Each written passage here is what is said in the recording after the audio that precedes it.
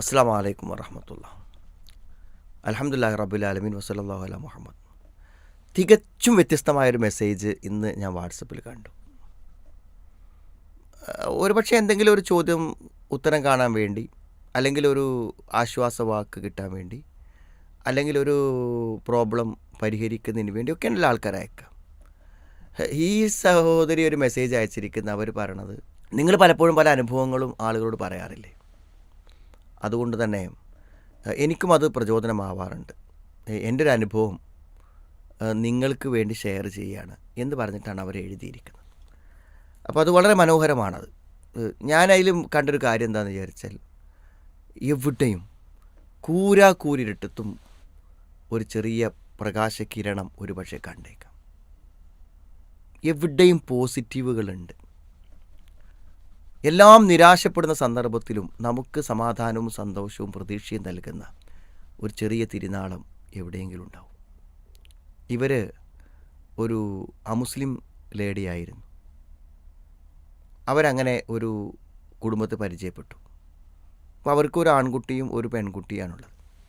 ആ പെൺകുട്ടി രണ്ടുപേരും വൈകല്യമുള്ള ആളുകളാണ്, അംഗപരിമിതരാണ്. അപ്പോൾ അതിൽ പെൺകുട്ടി മരണപ്പെട്ടു പോയി, ആൺകുട്ടി അവശേഷിച്ചു. ധാരാളം ഡിസബിലിറ്റികളുള്ളതാണ്. അപ്പോൾ സ്വാഭാവികമായും ഇവർ ഈ കുട്ടികളെ സംരക്ഷണത്തിൽ ഏർപ്പെട്ടു.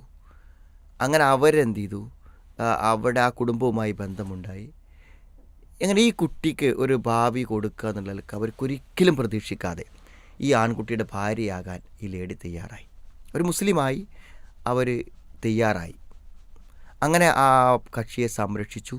അവർക്കതിൽ മക്കളുണ്ടായി. അങ്ങനെ അവരുടെ ജീവിതം മുന്നോട്ട് കൊണ്ടുപോയി. പക്ഷെ ഇവർ പറയണത്, സത്യം പറയുകയാണെങ്കിൽ എന്നെ അവർ കണ്ടത്, ആ വീട്ടുകാരെന്നെ കണ്ടത് ശമ്പളം കൊടുക്കേണ്ടാത്തൊരു ഹോം നേഴ്സാണ്. അതായത് ഈ ചെക്കനെ പരിചരിച്ച് കൊണ്ടുപോയിക്കോളും, അവർക്ക് ശമ്പളം കൊടുക്കണ്ടല്ലോ. അങ്ങനെയാണ് അവരെന്നോട് പെരുമാറിയത്. അവരൊരു മരുമകളായിട്ടോ വീട്ടിലെ അംഗമായിട്ടോ എന്നെ കണ്ടില്ല. അതുകൊണ്ട് തന്നെ ഞാൻ അത് തിരിച്ചറിഞ്ഞപ്പോഴേക്കും കൊല്ലാതെ വൈകി. ഞാൻ അവിടെ കൂടെ കുറേ ജീവിച്ച് മുന്നോട്ട് പോയതിന് ശേഷമാണ് അവർ സത്യത്തിൽ എന്നെ ഒരു മരുമകളായി കാണുന്നില്ല, എനിക്ക് എൻ്റേതായ അർഹിക്കുന്ന പരിഗണന തരുന്നില്ല, മറിച്ച് അവരൊരു ഹോം നേഴ്സായിട്ട്, ശമ്പളം കൊടുക്കേണ്ടാത്തൊരു ഹോം നേഴ്സായിട്ടാണ് എന്നെ കാണുന്നത് എന്ന് മനസ്സിലാക്കാൻ ഞാൻ വളരെ വൈകിപ്പോയി. ഇന്നും ഞാൻ ജീവിത ദുരിതങ്ങൾ അനുഭവിച്ച് മുന്നോട്ട് പോയിക്കൊണ്ടിരിക്കുകയാണ്. പക്ഷേ ഞാനിപ്പോൾ ചിന്തിക്കുമ്പോൾ ഇതൊക്കെ ഞാൻ സഹിച്ചാലും, ഒരിക്കലും ജീവിതത്തിൽ ഒരു ഭാര്യ ഉണ്ടാവാത്ത ഒരാൾക്ക് ഒരു ജീവിതം നൽകാൻ പറ്റി. പിന്നെ മറ്റൊന്ന്, എനിക്ക് ഇസ്ലാം എന്ന് പറയുന്ന ഏറ്റവും സംശുദ്ധമായ വെളിച്ചം, സ്വർഗത്തിലേക്കുള്ള വഴി എനിക്ക് കിട്ടി. പിന്നെ ഇത്തരം ഒരാളെ പരിചരിക്കുന്നതിലൂടെയുള്ള പ്രതിഫലം എനിക്ക് കിട്ടി. ധാരാളം നന്മകൾ എനിക്കിതുകൊണ്ടുണ്ടായിട്ടുണ്ട്.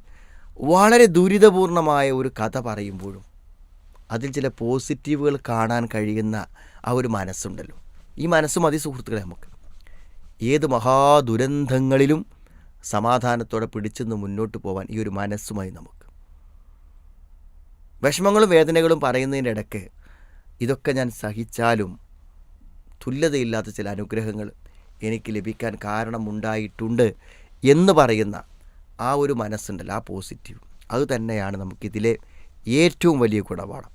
അതുകൊണ്ട് നിങ്ങളുടെ ജീവിത സാഹചര്യങ്ങൾ ഏതാവട്ടെ, ദാമ്പത്യമാവട്ടെ, കുടുംബമാവട്ടെ, അല്ലെങ്കിൽ നിങ്ങളുടെ തൊഴിൽ മേഖലകളാകട്ടെ, നിങ്ങളുടെ മക്കളാവട്ടെ, എവിടെയാണെങ്കിലും അവിടെയെല്ലാം പല നഷ്ടങ്ങളുടെ നീണ്ട കണക്കുകൾ പറയുമ്പോൾ അവിടെയെല്ലാം ചില നേട്ടങ്ങൾ ഇഹലോകത്തേക്കോ പരലോകത്തേക്കോ ഞാൻ കൈവരിച്ചിട്ടുണ്ട് എന്ന തിരിച്ചറിവ് നമുക്ക് വലിയ ആത്മവിശ്വാസം നൽകും, നിരാശയില്ലാതെയാക്കും, പ്രതീക്ഷയോടെ മുന്നോട്ട് പോകാൻ നമ്മളിത് പ്രേരിപ്പിക്കും. തീർച്ചയായും അള്ളാഹു അത്തരമൊരു നല്ല സമാധാനം ഇഹലോകത്തും പരലോകത്തും അവർക്ക് പ്രദാനം ചെയ്യുമാറാവട്ടെ.